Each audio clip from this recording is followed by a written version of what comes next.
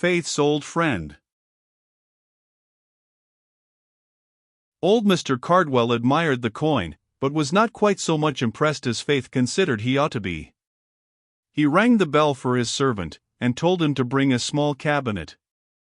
Then he asked for his bunch of keys, and he made Faith unlock it, and take out some old coins that he had collected. "These are all BC," he said. "Hundreds of years before." Faith looked at them, asked what BC meant, and in her turn was not much impressed. "I shouldn't care for them so much," she said. "It's only because this might, have lain in the hand of Jesus." "Oh, you little piece of superstition," said the old man. "You ought to have been born in RC. Then you would have believed anything." "But I might be right," said Faith. "Nobody could make sure I'm not, and I like to think it, very, very much." "Why are you so religious?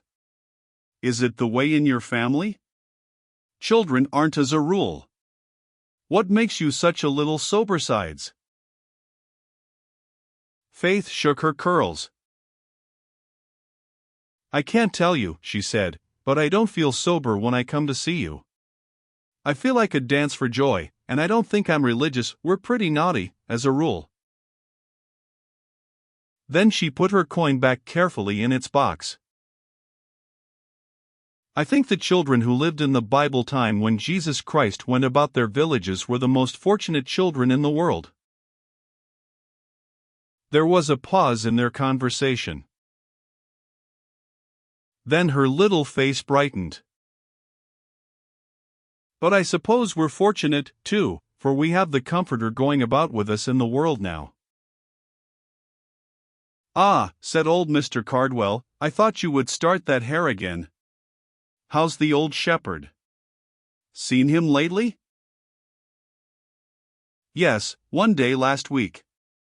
I met him in the road, taking his sheep to another field, and Sandy was with him. Timothy knows you. I asked him if he did. And he feels very sorry for our pirate, because he wanted to go to the war, didn't he? And they wouldn't have him, because he had a bad heart?"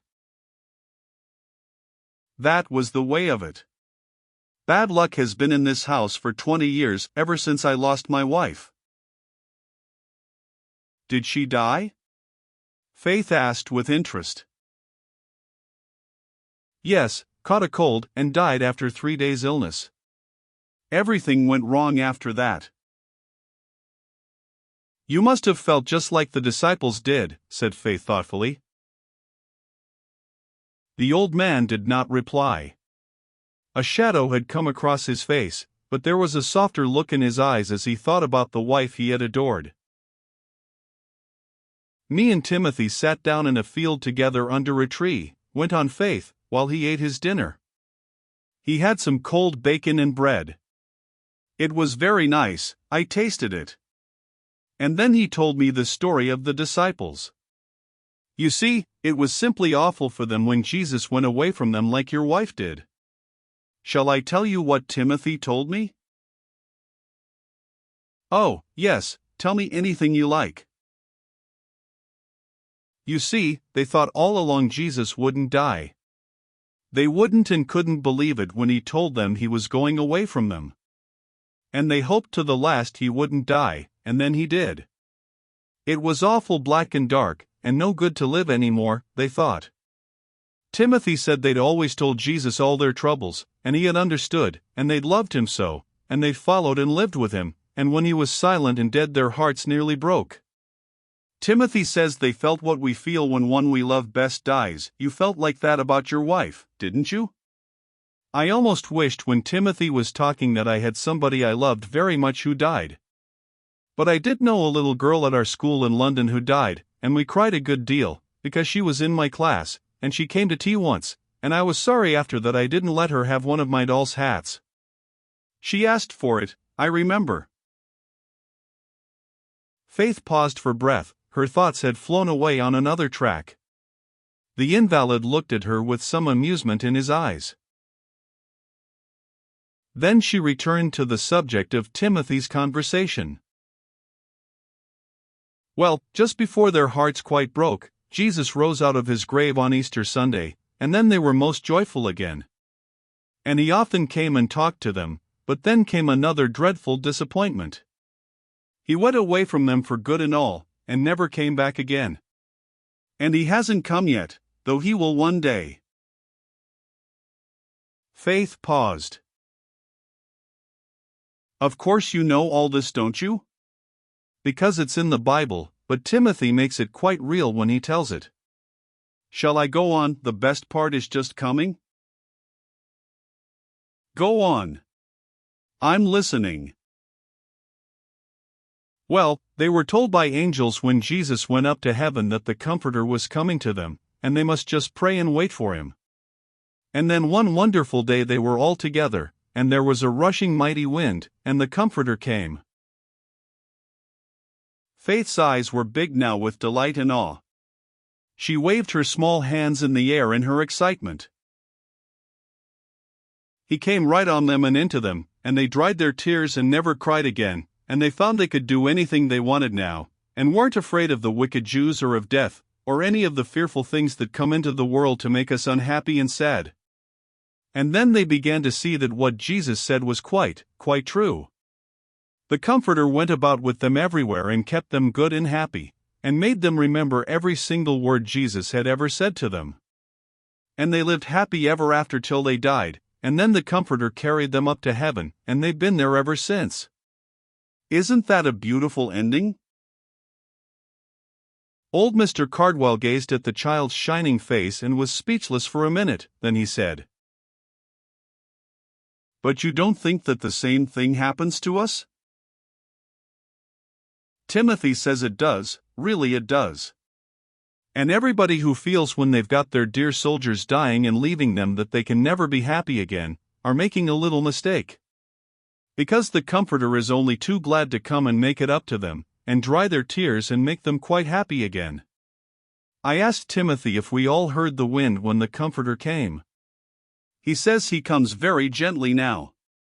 But yesterday, all day, there was such a rushing wind round our cottage and in the orchard, that I wondered if the Comforter was coming to a whole lot of unhappy people all at once, like he did to the disciples. What do you think? Did he come to you when your wife died in a very soft way, or in a loud way? He's never come near me at all, said the old man with a bitter smile. Image 005. A red and brown butterfly flew in. Faith looked at him in a perplexed fashion. Well, then, I suppose he is waiting to be asked, like with me. I never asked him to come to me before Timothy told me about him. I really didn't understand. But I asked him as soon as I could. And Timothy says he is with me. I suppose. Faith stopped, and a slow, dreamy smile came upon her lips. I suppose whatever happens to me when I grow up and when I get quite old, if an earthquake shakes me, or Granny and Aunt Alice and Charity and Hope are all taken to heaven first, and me left behind quite alone, and if the most awful things you can imagine would happen, I shall never be unhappy, because the Comforter will be drying my tears as fast as they come, and holding me in his arms and loving me. There was dead silence. A little breeze blew in at the open window, and then a red and brown butterfly flew in and alighted on the rug that covered the invalid's legs. Childlike, Faith jumped up to look at it. Her grave talk was forgotten. I suppose a moth isn't as pretty as a butterfly, is it? You will always call me Miss Moth, won't you? I do love it. Well, Little Miss Moth, I'm much obliged for your dear little sermon. We'll have the rest of it another day. The butterfly flew away, and Faith watched it alight on a rhododendron outside. Then she turned. Oh, dear, everybody tells me I give sermons. I don't mean to. And I'm not particularly fond of sermons myself, they're so long and dry.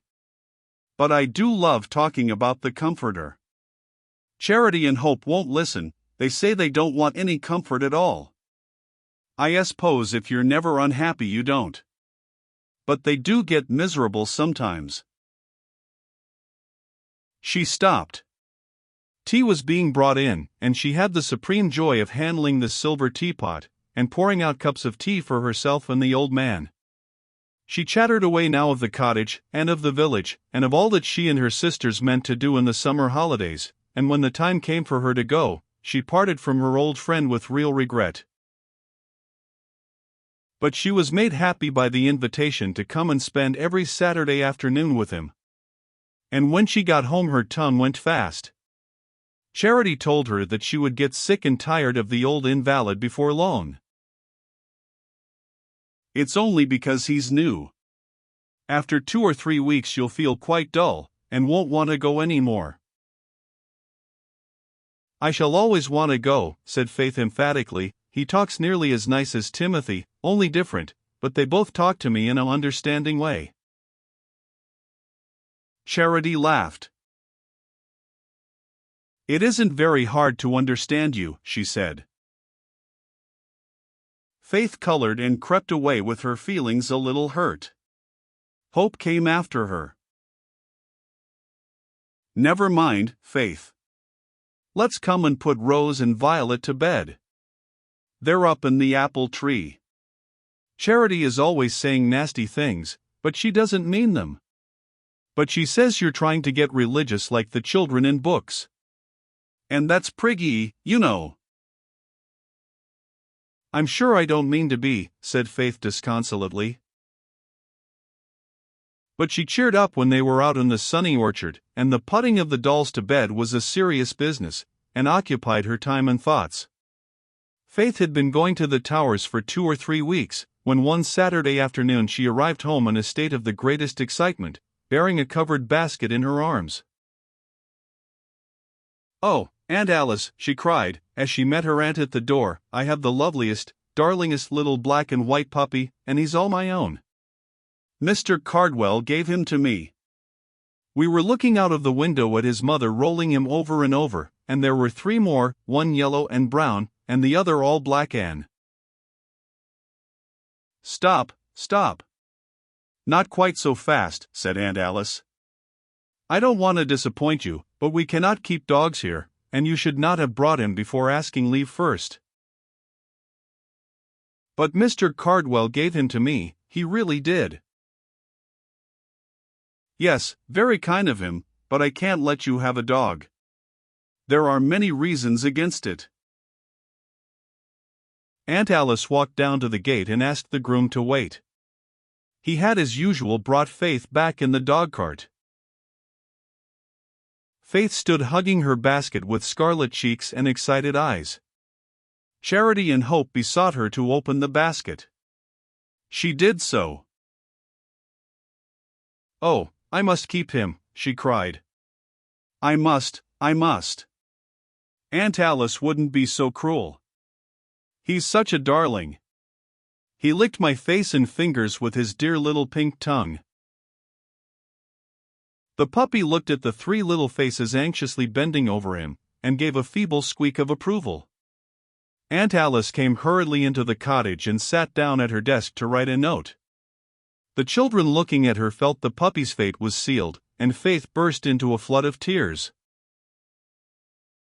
"It's a shame," she sobbed. "I've been planning all the way home about him, and where he will live.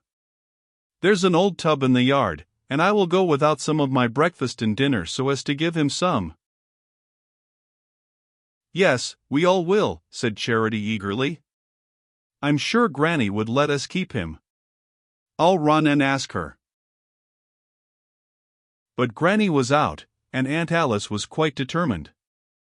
Faith actually had a tiny struggle with her aunt before the basket could be taken out of her arms, but it was no good. The puppy was delivered back to the groom with the note for Mr. Cardwell, and Aunt Alice turned to confront 3 very miserable and rather sullen little nieces. "Don't be foolish, unreasonable children," she said. "And, Faith, stop crying at once.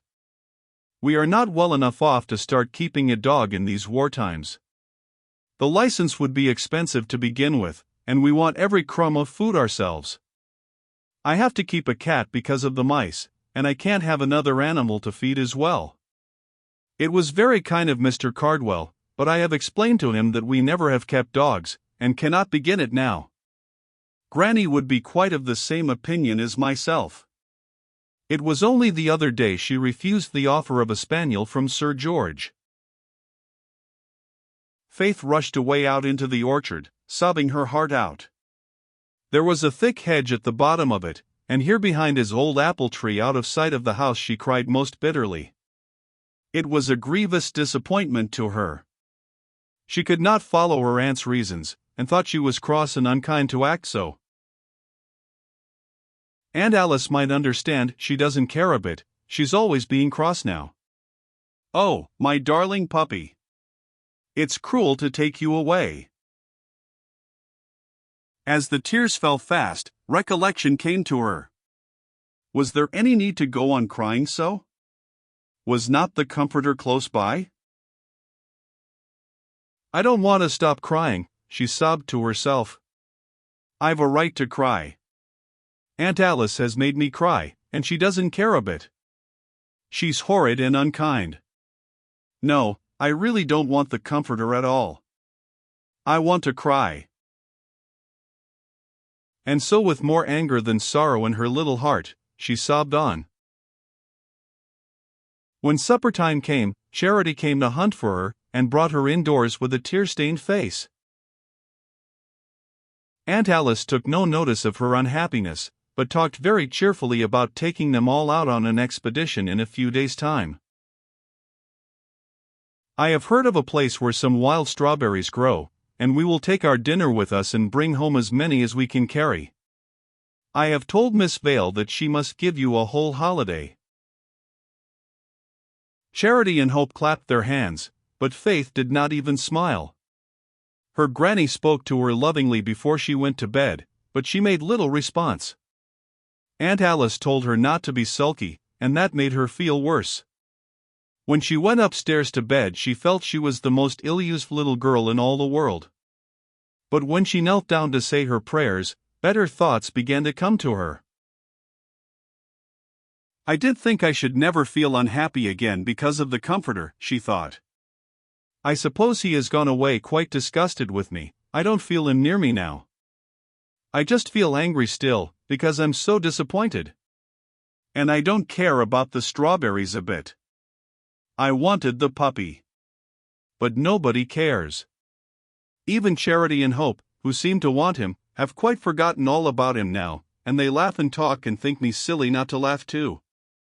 Oh, please, God, do send the comforter back. Perhaps he would make me feel good again. I don't feel it now. I'm sorry for being so cross. Faith was getting rather near comfort now. When once she had owned that she had been in the wrong, she began to feel better. And before she fell asleep that night, she had the feeling that the comforter was near her, and that she was being made happy once more. When the next morning dawned, she found that the sun was shining and the birds singing, and life before her was bright, as it always was. And she was quite ready to talk enthusiastically over the strawberry gathering. Charity and Hope were accustomed to her moods. They knew she felt things more deeply than they did, and were thankful to see her scamper out into the orchard before breakfast, and come in singing under her breath, as she pulled her chair towards the table. Nobody alluded to the trouble of yesterday, and, childlike, Faith soon pushed it into the background, and threw herself into the present without a shadow of care or disappointment upon her little face.